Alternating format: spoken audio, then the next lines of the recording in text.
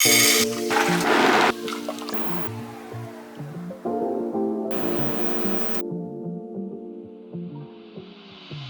friends, and not yet friends, welcome back to Mary's Test Kitchen, where we're big fans of making your own stuff from scratch, especially tofu. Today it's high-protein soy-free tofu with a certain ingredient nobody guessed except for Sandra.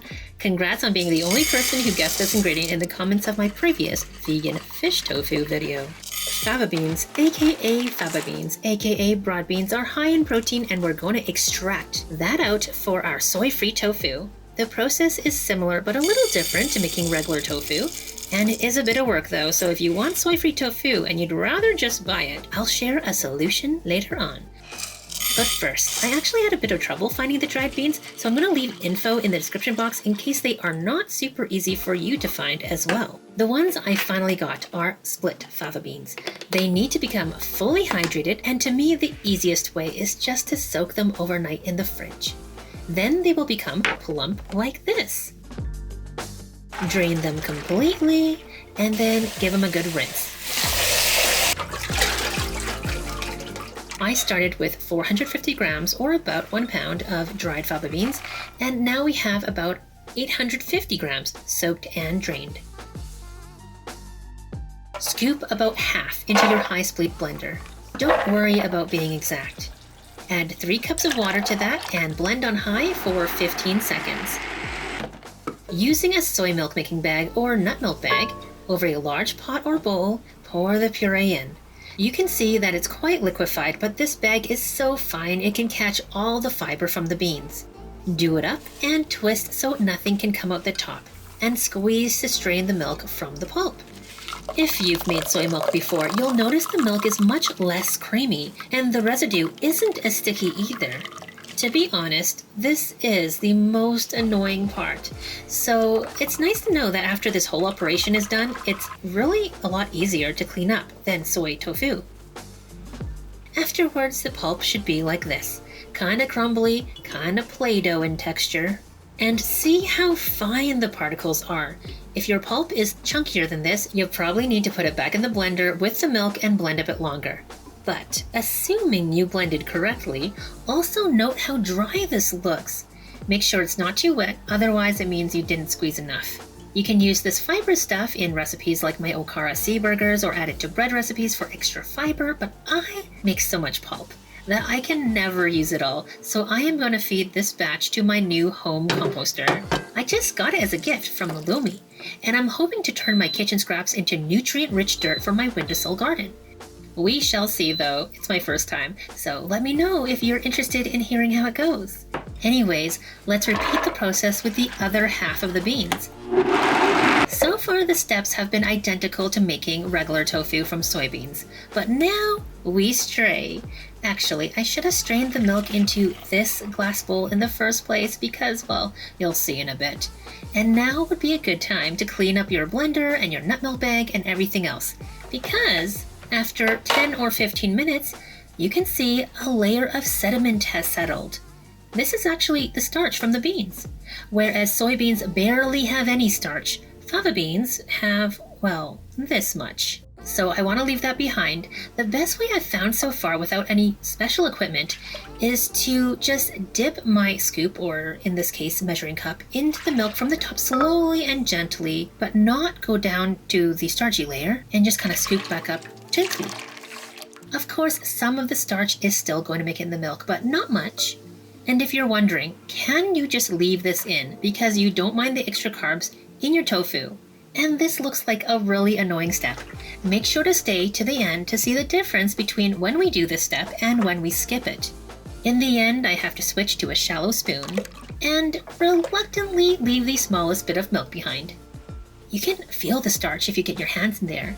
Did you ever do this in science class? Mix cornstarch with water and it acts like a solid when you press on it, and then it acts like a liquid when you release it? So, fava bean starch acts the same way. Anyway, if you're curious, I got about 55 grams of starch out of the milk, which is now ready to cook. Use medium heat to get it started. Meanwhile, I'm getting ready with a wide flat spatula for stirring, and my laser thermometer for measuring the temperature. Also, make sure you have your tofu making mold or tofu press that can double as a mold clean and ready to go, along with a clean, fine, thin cloth to line it. If you're thinking about buying a set, I highly recommend this one. I used to use super cheap tofu molds, but this one really makes things easy and simple. Plus, I use it all the time for pressing my store-bought tofu for a firm, lovely texture in recipes like my black pepper tofu. And for bonus, you don't have to run around the kitchen trying to find random things to use as weights. You'll also want your coagulant nearby. I have here a cup of room temperature water and my calcium sulfate, aka gypsum. You can buy the food grade version at beer and winemaking supply stores, and of course online, which is where I got mine, so I will leave links in the description. I'm mixing 1 tablespoon with 1 cup of room temperature water, but actually I only ended up using half this mixture.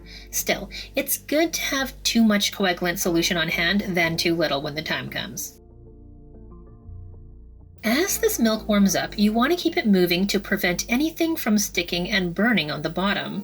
That's why I was using medium heat at first, but now that the stove has my full attention, I can turn it up while stirring constantly until the fava bean milk reaches 180 degrees Fahrenheit. I am not too sure of the lowest temperature for fava bean protein coagulation, but through my testing over the last few weeks, I know it can coagulate around 165 degrees. The temperature will drop though when I add the coagulant, so that's why I like aiming for the 180 mark. When we get there, stir up the coagulant. Then turn off the heat, and while stirring the milk, pour half the coagulant in slowly. Hold the spatula straight down, which stops the spinning action, and then I'll leave this on the stove for the residual heat and cover. Leave it alone for about 10 or 15 minutes, and when you come back, check on how it coagulated.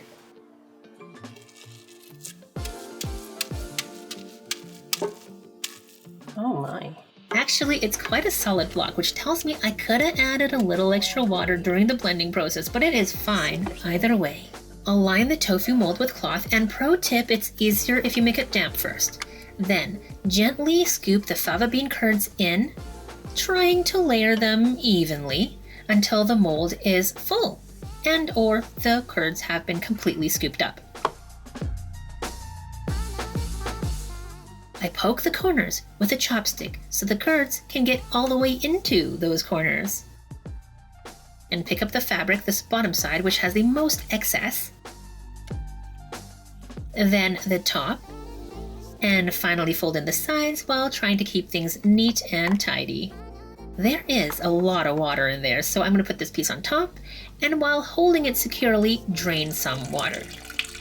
It's kind of hot, so be careful. And then I can pop this lid on, which has a spring inside, so it will put pressure on the curds, pressing out even more water. Conveniently, the lid has these vents on top. Now I'll twist this knob, which adds a bit more pressure, just as far as it wants to go without much strength though. You can always twist it more later to make the tofu firmer. I find that fava bean tofu requires more weight than regular tofu, so that's another reason why I prefer this tofu press as a tofu mold. Then I like to clean up everything else first, just so I get that done, and this gets a few minutes to cool before I put the whole thing in the fridge. I leave it there overnight so the tofu can become firmer and more held together, and periodically during that time I might just check on it and drain the water that slowly comes out, and also twist the top even more to add more pressure and make the tofu firmer. The next day you can see how compressed this got. Release the sides, pop off the lid, grab the handles, and out she goes. And gently unwrap your precious baby fava bean tofu. Admire your handiwork, because it was quite a bit of work. Now we have high protein, soy-free tofu that should be fairly low in carbs. Let's see inside. And it looks pretty much like regular tofu. What would you want to make with it? Let me know in the comments below. I also did make a version where I did not remove the starch. And hey, look, it's looking pretty good. But when you feel it, you can tell the difference. It is much softer, creamy even, delicate. It seems like the starch interferes with the protein fully bonding together. So there's no springback when I gently press it. It seems suited to make dips, though, in things like tofu ricotta, rather than using as a straight substitute for regular tofu, so not all is lost. In contrast, the starch-removed version has a nice springback. It's much easier to cut, although there is still a little sticking. I think it has to do with the fact that I wasn't able to completely eliminate the starch from the milk. A clue is that some parts of the tofu seem springier than others. I'm guessing the more soft, crumbly areas are where the starch has settled. For the most part, however, it seems very similar to regular tofu, somewhere in between an extra firm and super pressed. Not quite as sturdy though. There's also a difference in the raw taste. Although since the milk is cooked, technically, there is no such thing as raw tofu, so I really mean plain. Of course, like with raw tofu, I don't really suggest eating it plain, but I did this for you. The almost no-carb version tastes much better. Well, it's actually very, very much like plain, regular, extra-firm tofu, but fava beans have a different taste. There is a hint of grassiness and a kind of whisper of an almost cheesy note, but in a super mild, generic, pasteurized mozzarella barrier kind of way, you know what I mean?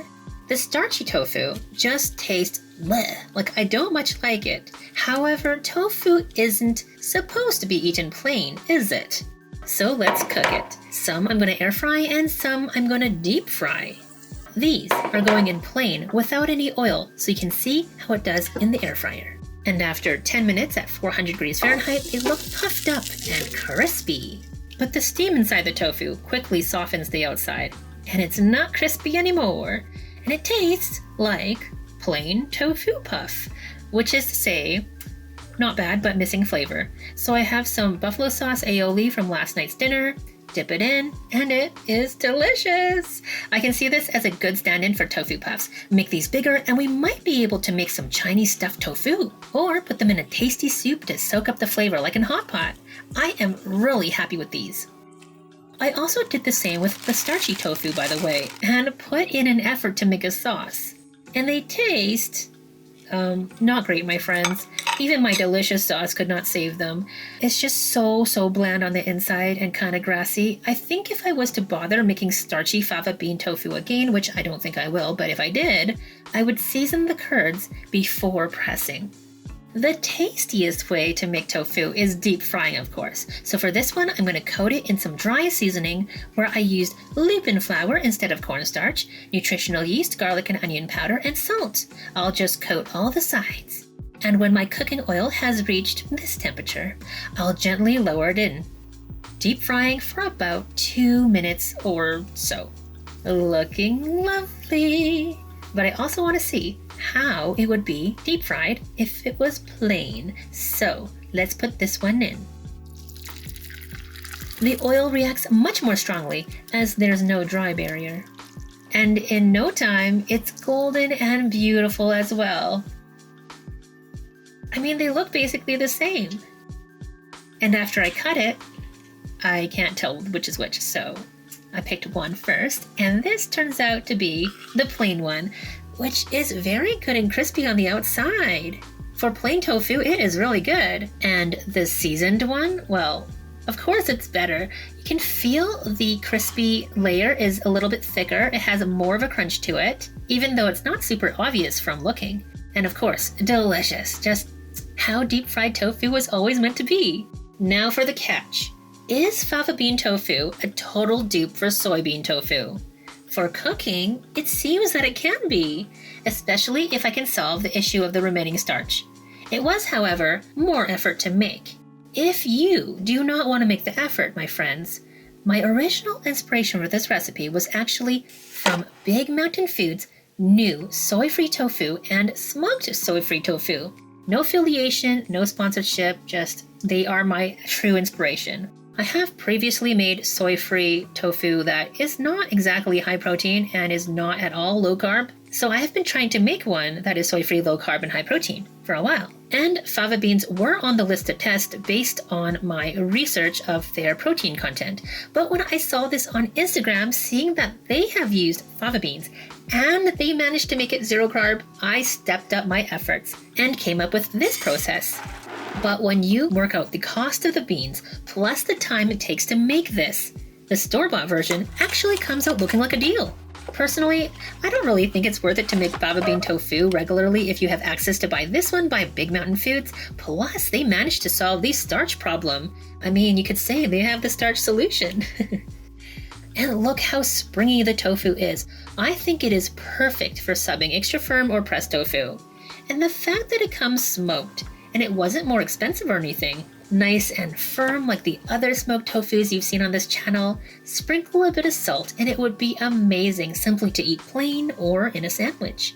But if you don't have access in your area, I do think it's worth making your own fava bean tofu, if only to learn how and have that skill up your sleeve. Or if you or the people you cook for have a soy allergy or intolerance, what a game changer! Personally, I eat a ton of soy-based tofu, and it's good to mix it up. They say variety is the spice of life. And that's it. Thanks so much for watching, my friends. Please give this video a thumbs up if you liked it, and it really helps with spreading these recipes to more people who might find them useful. Please subscribe if you haven't already for more plant-based recipes from scratch. Plus, please let me know if you have any requests with the hashtag recipe requests in the comments so I can find them easily. You might just see that soon, like this request for vegan chicken tetrazzini and this request for vegan fish tofu. So you just think up what you want. In the meantime, I will be working on typing up the last few recipes and getting them up on marystestkitchen.com so you can have the written out printable versions, which means I really gotta go. Bye for now.